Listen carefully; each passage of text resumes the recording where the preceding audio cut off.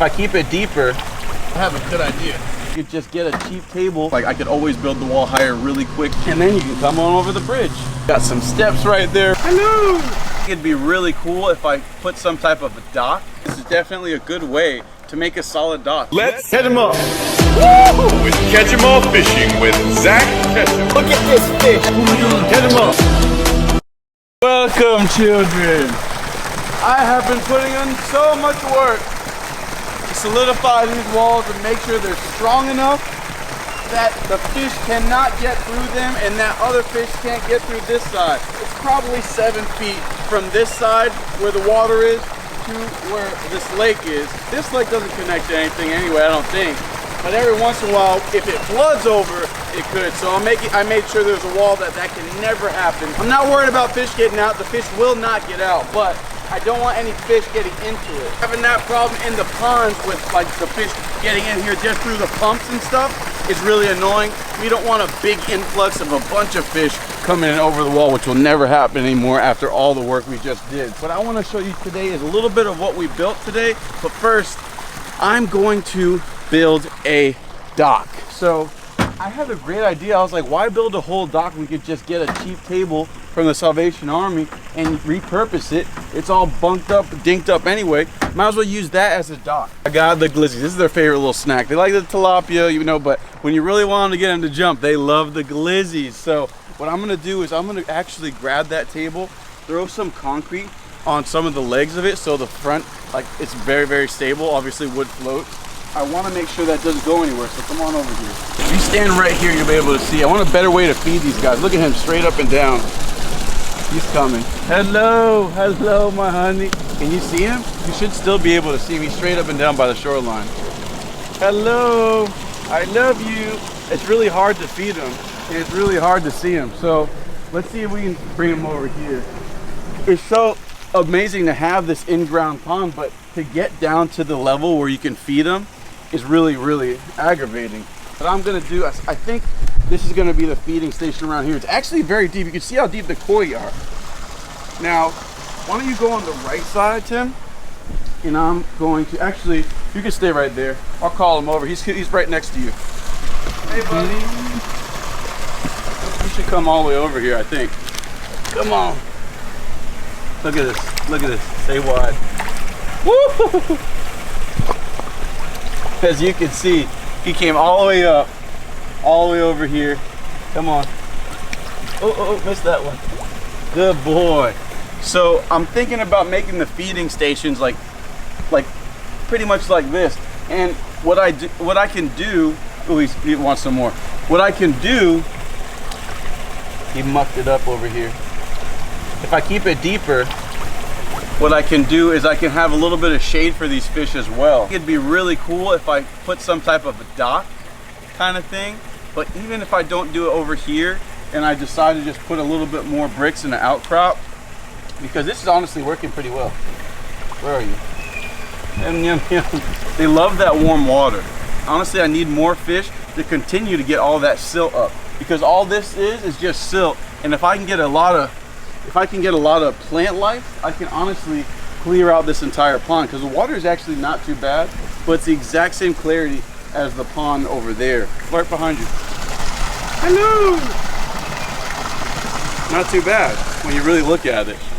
I just feel like it might be a little bit better to, one, have a little bit of shade, and two, have a way to really come out to the fish. This is not working out too bad, actually. Come on over here.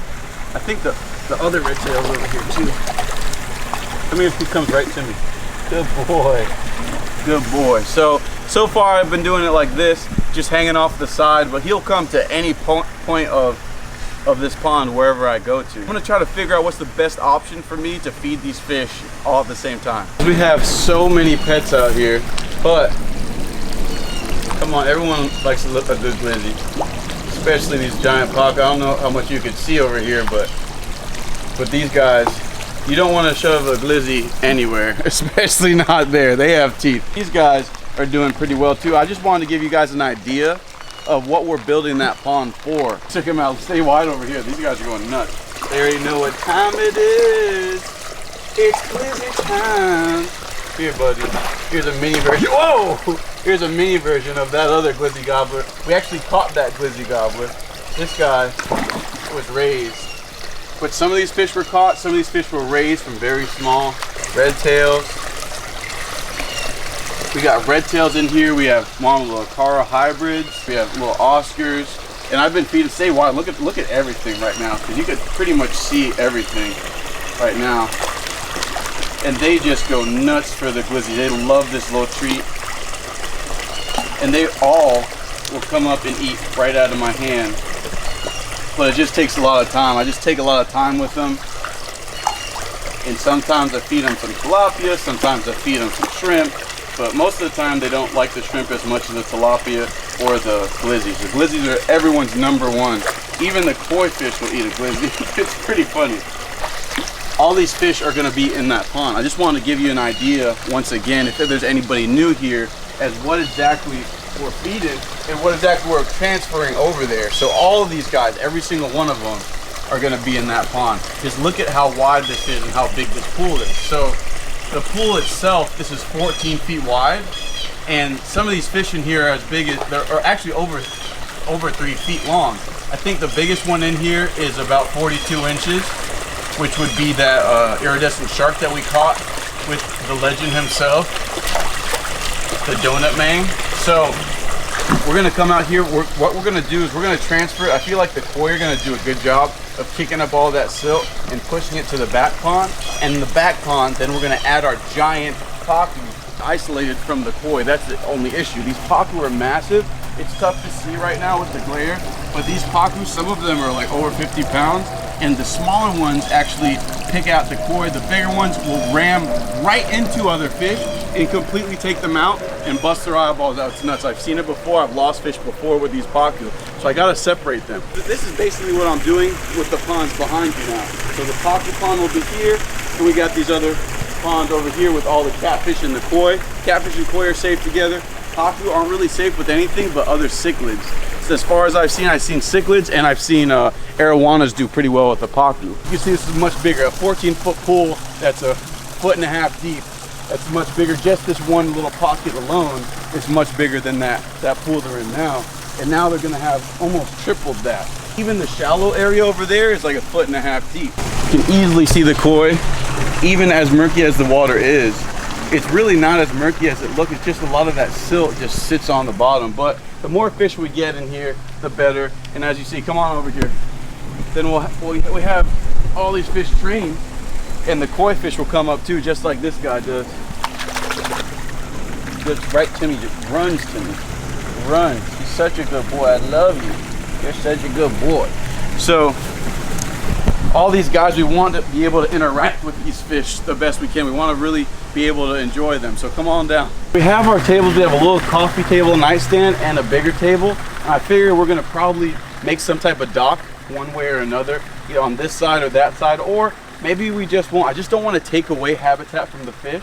And if we put cinder blocks or anything like that inside the pond in order to feed them, that'll take away some swimming room from the fish. We don't really want to do that. This is to block the fish from this side going this way and from this side going this way. Obviously this is shallow, but it's still deep enough for even the biggest catfish to swim all the way up to here. This is like a solid 1.5 feet, 2 feet deep, that's straight down right here, right? So on this side, it gets more shallow and more shallow. It gets to about 6, maybe 8 inches. And we have the bridge going over. This can also work as a bridge. As you can see, it can take my full weight very easily.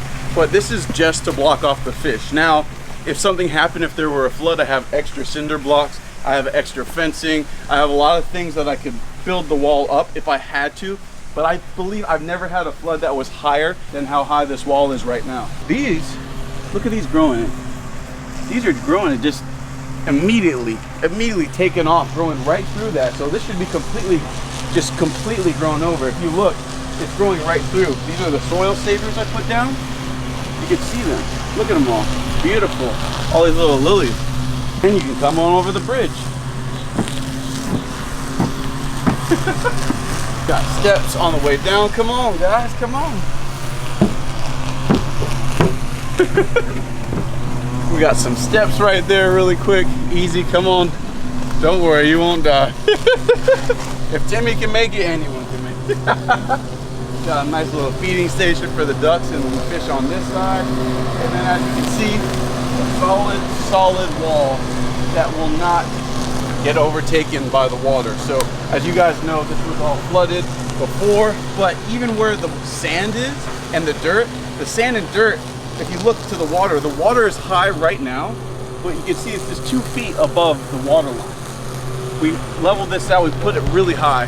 So on top of that, we have this with another couple feet. So there's no way that water is coming up. And like I said, if it does, check over there. We got a bunch of extra bricks and we will build the wall. I mean, that'd have to come up like 4 feet, and we've never had that much water. Even our highest record day of flooding was only 36 inches. The water would have to go over the street and just everywhere. There would be water like in my kitchen if the water came higher than this. So there's no way that we're losing any fish, or more importantly, getting fish into here. I don't want any fish coming in. I'm not worried. Like, I could always build the wall higher really quick if there was any type of crazy emergency. We have all the tools to do that.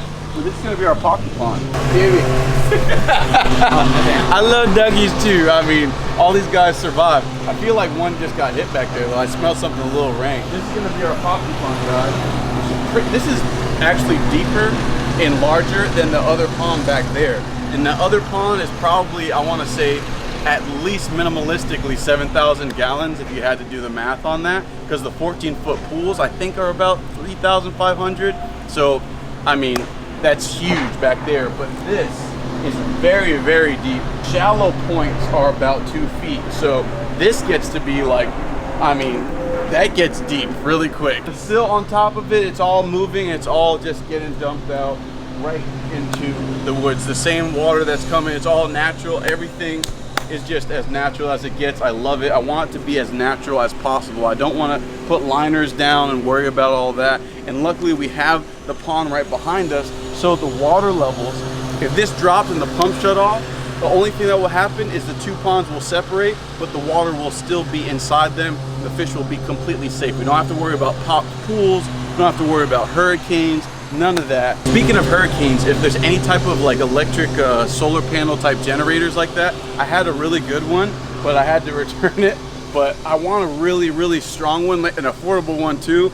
And if it's really good, I mean, I'll let you guys know. But if there's someone watching that has a connection to like electric solar panel thing, so I don't even have to worry about the gas, because getting the gas, even though I do have a lot of gas, getting the gas on these things is really a pain in the butt. And my mother is actually getting a new panel in, so I'm gonna have to take something to her pond and gas and generators and all that crap. That's a lot of work. If there's any hookups on the other side of this with like a solar generator or suggestion, just leave it in the comments below and I'll get back to you. Thank you so much. I just need like a solar panel kind of thing just to power one pump. Even just one pump would keep all this stuff like super, super, super happy, even past just sitting in here. All the plant life is going to start growing. The plankton's already in here because it's lake water. I mean, these fish are going to be just fine. I mean, this thing is solid. I want to say close to 100 feet long from end to end. It's wonderful. Check it out. I'm kind of struggling in the fact, like, do I want to put that table? I could even put it in the water behind me. You see some of this activity behind us really quick. But I was thinking about almost putting that dock out behind me because I could kind of walk out on it. The only issue is if I do that, oh, it smells horrible over here. If I do that, like, and the waters do rise, it's gonna float away, you know what I mean? But I do have the cement just for the bottom. Oh. Guys, I think one of my ducks got killed. 1, 2, 3, 4, 5. So, there's always coyote activity out here, and I've seen a fox, I've seen pretty much everything. Oh. It doesn't smell good. We gotta find what that is. See if it's a duck or someone actually lost their dog. The other day someone lost their cat. Come on. Adventure time. Ooh, a lot of spiders.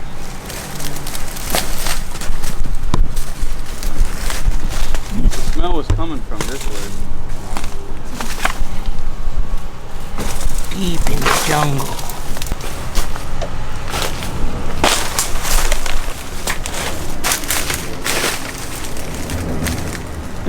Can't smell it anymore. I think it's coming back from the other way. You can make it out.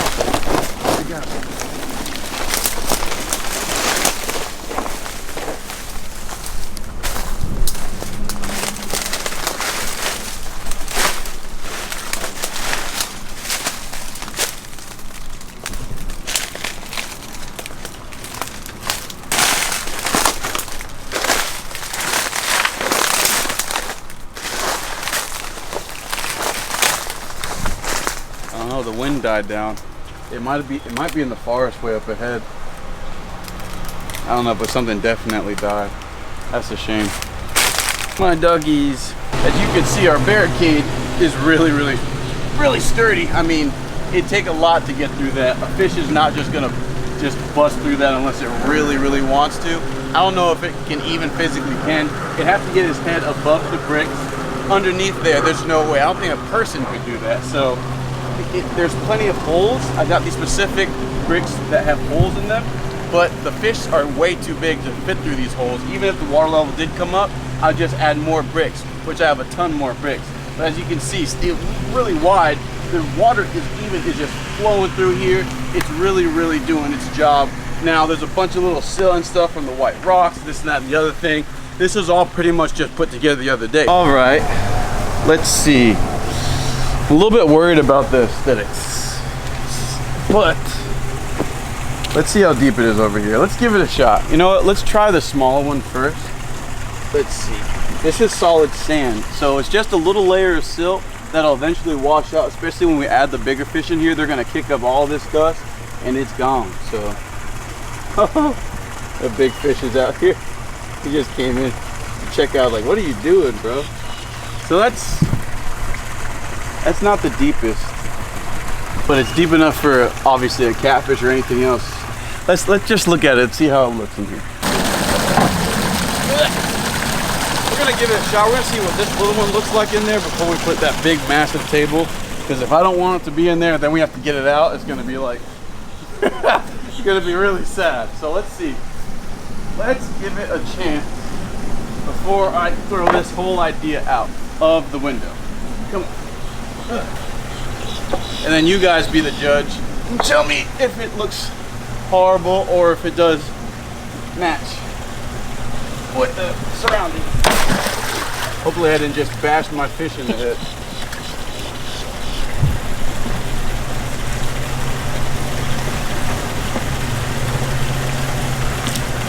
Oh wow, it dropped off right there. So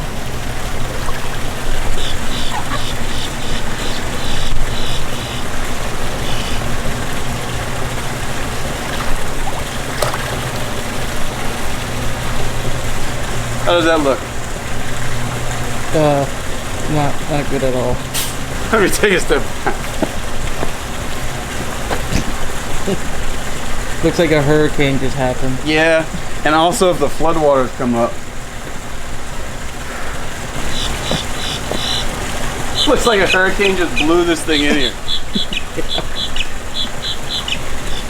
Dude, keep clear. I mean, the idea worked, and it would be sick at the end of the day. And then you could knock on it, and the fish would come. Huh. Yeah, I don't know. That kind of looks like dog. Good ideas don't always make it to great ideas. It does what we have to do. It'd be really cool. It totally works. It does what it needs to do. But at the end of the day, I don't like the way it looks, man. And that's what matters more. And now I gotta get this thing out of the mud somehow. I don't know if I'll even be able to do that. But I do have an idea of what we can do with this and not waste them. I mean, aside from just giving it away, which I could do that too. But I have a good idea for what we could do and still use it on this side of town. Enjoy, welcome. Are you here for tea? Look who's here with us. Hello. I don't see it. You don't see it right here on the edge? Oh, now I do. Oh yeah, he thinks we don't see him. Eating all the lilies that are growing up. Well, guess what, sir? He thinks I don't see him. Well, you're wrong. And my hands are the fastest in the Wild Wild West. Are your feet fastest? Which way are you going? Oh, where did he go? He's actually in the water right now. Right here. Oh, Look yeah. straight up and down from me. Ah!